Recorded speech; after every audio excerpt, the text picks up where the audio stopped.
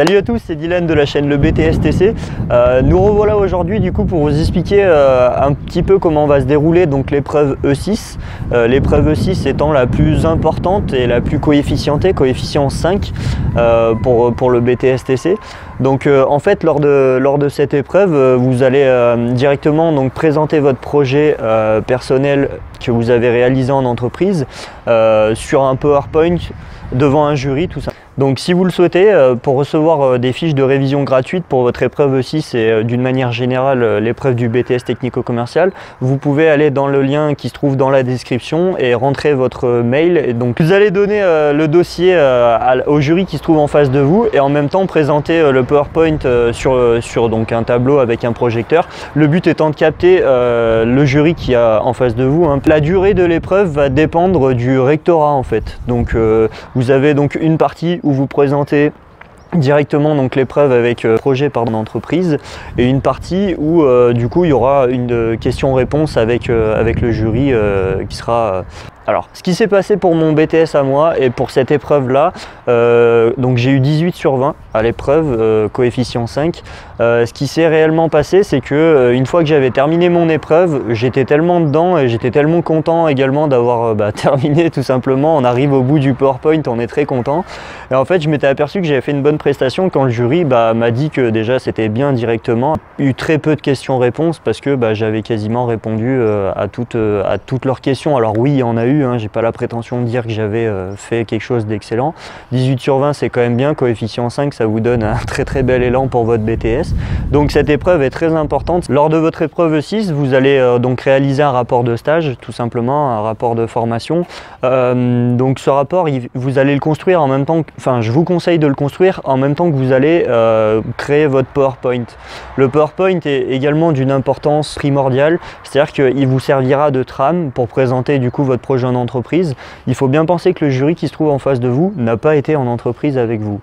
Donc même s'il y a un professeur à vous dans le jury et qui sait dans l'entreprise dans laquelle vous avez travaillé, etc., le jury n'en sait rien, donc il faut lui partager vraiment ce que vous avez pu faire lors de ce stage, qu'est-ce que vous avez pu apporter à l'entreprise malgré le fait que vous soyez un simple étudiant. Voilà, là on parle pas d'étudiant, on parle vraiment de quelqu'un qui va aller dans le monde professionnel en tant que technico-commercial, donc du coup il faut le retranscrire et vous le retranscrirez au travers de votre PowerPoint qui vous servira vraiment de trame. Il ne faut pas perdre le fil, donc il faut avoir une très bonne élocution. On va en parler juste un petit peu après. Juste pour revenir sur le dossier de stage, vous allez donc ça sert à rien de faire un gros dossier de stage. Il faut mettre donc des choses dedans qui sont précises. Il faut mettre des choses précises. Il faut qu'il soit bordé. Il faut qu'il soit clair à lire, que vous ayez vos annexes, que vous ayez donc les choses que vous avez fait lors de vos stages. Et c'est des choses importantes. Donc ça, encore une fois, comme on l'a dit, vous le donnez directement à votre jury qui se trouve en face de vous. Et après, donc, vous faites votre présentation sur le PowerPoint qui se trouvera derrière vous. Sur votre PowerPoint, également, comme je l'ai dit dans le dossier, ça ne sert à rien de surenrichir le dossier. 20-30 pages, il me semble que le mien faisait 20-25 pages avec les annexes, etc. Le PowerPoint, bon, il y avait plus de slides parce qu'il y a le sommaire, vous avez un premier slide de présentation, etc. Il faisait aux alentours de 50 slides. Après, ne vous basez pas forcément sur ce que j'ai fait moi, basez-vous sur ce que vous ferez vous. Par contre, le PowerPoint, ça vous sert simplement d'appui. C'est un appui. En fait, vous l'avez derrière sur le mur. Vous faites défiler soit avec une petite télécommande ou avec le clavier, peu importe. Mais c'est quelque chose qui va vraiment, voilà, paf, je fais défiler mon slide. Ah bah oui, je vais parler de ça. Je reste dans le slide, vous marquez quelques petites annotations, quelques petits points qui pourront vous servir. Tiens, je vais parler de ce ciblage là de client, je vais parler de ci, je vais parler de ça. Paf, une fois que c'est fait, on passe au slide d'après. Comme ça, on perd pas trop le fil de ce qu'on fait et ça nous sert réellement d'appui. Et en plus de ça, il va falloir apprendre à jongler et c'est pour ça que l'entraînement est important également avant de participer à cette épreuve là. Un coup, vous vous entraînez, faire défiler vos slides, parler de vos slides et en même temps, hop, je me retourne, je reparle au jury et à la personne qui se trouve en face de moi. Hop, je fais le slide jury.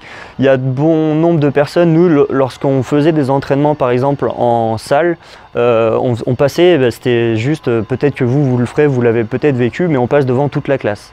Donc bon, on a ses camarades de classe, etc. On les voit toute l'année, donc ça va à peu près. Mais en fait, bon nombre de collègues à moi, j'ai remarqué, d'amis à moi, en fait, étaient uniquement tournés vers le tableau. Mais si je vous parle comme ça, je vous donne pas envie de me regarder. Là, en fait, c'est un coup, on va du coup suivre notre trame parce qu'on est quand même obligé obligé d'avoir des repères visuels sur ce qu'on va parler. Il y a le stress, il y a voilà, donc voilà, c'est une bouée de secours.